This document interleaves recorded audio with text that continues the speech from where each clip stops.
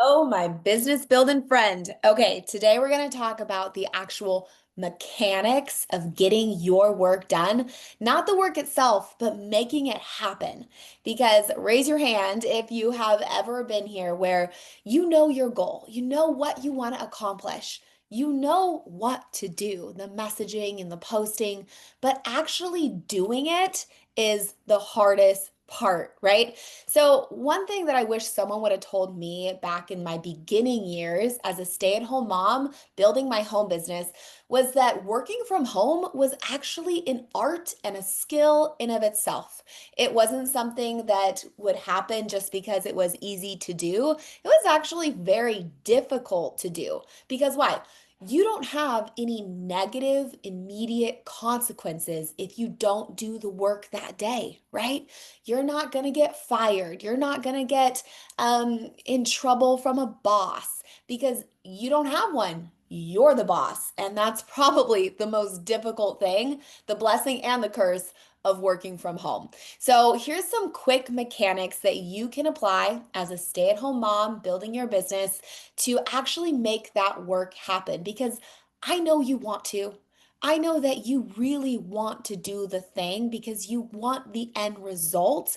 But in the middle of that busy day where the kids and the toddlers need you, and someone is asking you something over here, and then maybe a friend calls and has something come up, or your husband has something, that it is very difficult to get the thing done.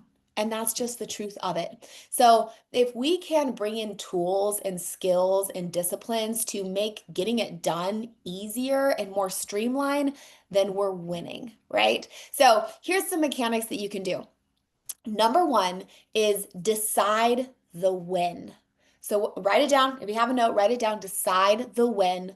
And what I mean by this is you know your goal, you know what to do, but you need to every single night decide when the work is going to happen the next day.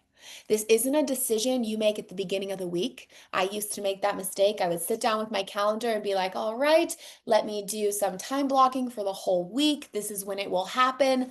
But because of the nature of our busy lives, that would fall through very quickly within a day or two. Monday, Tuesday, I could usually rock it, but by Wednesday, plans were all awry, right? So I made the shift to deciding the when the night before, deciding when that work was going to happen. And here's a few other things. I'm going to bring up a slide here that I decided around this when, because sometimes deciding the when isn't enough. So, for example, here we go. Here's your goal. You know it, what you want for the month. You know the work that you've decided you want to get done each day. But here's this third, deciding the when the night before, right? Part of that is also what might compete with your chosen when time. So one thing I was noticing is I would say, this is what I'm going to work. I'm going to work during nap time, or I'm going to get up an hour earlier, or I'm going to work in the evening here. But then something would come up during that time.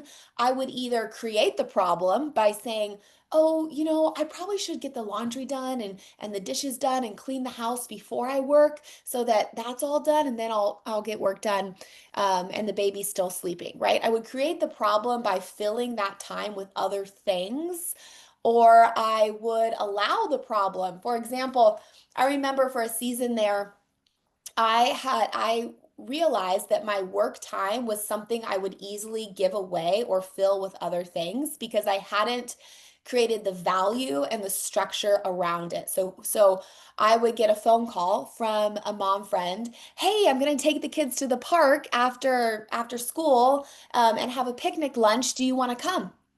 Well, that would be the time that I had decided I was going to work. But because I hadn't had the conviction yet around my work time being important, I would say, well, I'll work later. I can do it tomorrow, or I can do it this evening, which never happened, right? I'll do it later. Yeah, sure, we'll be there. We'll be at the park. And the problem was that wasn't a one-time occurrence. I would allow that to happen far too often. So I had to create this discipline in myself, which was uncomfortable and hard at first to say, I'm going to choose the work as if I was an employee. I'm going to employ myself. I'm going to say, sorry, I can't go to the park after lunch because I'm working, which is almost uncomfortable to say sometimes to other stay-at-home moms that maybe don't have your same goals or your same business. That might be awkward. I'd say I'm working, but can we schedule that for, and I would choose an alternative time where I could then decide around it instead of letting it happen, right? So are you deciding those openings, or are you just letting your work time be allowed to be filled with other things? That's what I had to really look in the mirror and realize it was me. I was the problem. One thing you can do that was helpful for me, if I felt awkward telling people that I was working, I would say I had a Zoom. I would say I have a Zoom. So sorry, I have a webinar. I have a Zoom at that time. And so that I wouldn't be lying, I would pop up my computer and turn on the Zoom when I sat down to do my messaging. And this was my self-employed appointment with myself. This is my work hour that I was honoring for future goals. So maybe you need to start doing that, right? Are you honoring your work time? Are you safeguarding it from things that might just pop up, or are you giving it away? All right, a third thing here of the win is if you can't do it all, what will you do first? I had to get really clear on this as well, and I do this every single night. I decide this every single night. If my baby wakes up early from his nap, if for whatever reason his 2 hour nap becomes a half hour, what will I get done first so that as long as that happened, we had some movement forward? If unexpected company showed up at my door when I wasn't planning on it, and I'm not going to be rude and tell them to go away, what was the thing that I at least got this done first? And so work on that before working on just what's easy, right? We all know what I mean by that.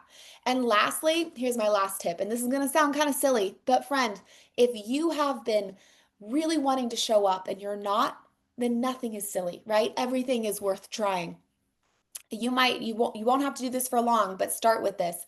Rehearse. Decide your when you're going to work in the day, and then rehearse the day in your mind. Do that the night before or do that the morning first thing you get up. I want you to take 3 minutes to close your eyes, picture yourself waking up when you said you were going to, having your nice morning coffee, then going and doing your 20-minute workout video, and then breakfast with the kids, and picture yourself being a happy mom and smiling with them and the house flowing and telling them to do the chores and they do it. Picture your day, right? Doing school and then putting the baby down and then getting your notebook out and sitting down to work while they're doing their quiet time or listening to their audiobooks, and see yourself actually performing what you want to do and make it one step closer to reality, so that tomorrow when you wake up and you start your day, nothing is foreign or unusual. You've already rehearsed this, you already have a plan, and you're ready for it. Do that for a week and see what happens. It's amazing how much that pre-planning and actually picturing it through will really help you get the thing done that you want to do. All right, friends, I hope that was a blessing. Let me know in the comments if anything clicked with you or what you're going to try or apply, and we'll keep talking about it because working from home is an art form, and we have some common space with that. All right, friends, see you later. Bye.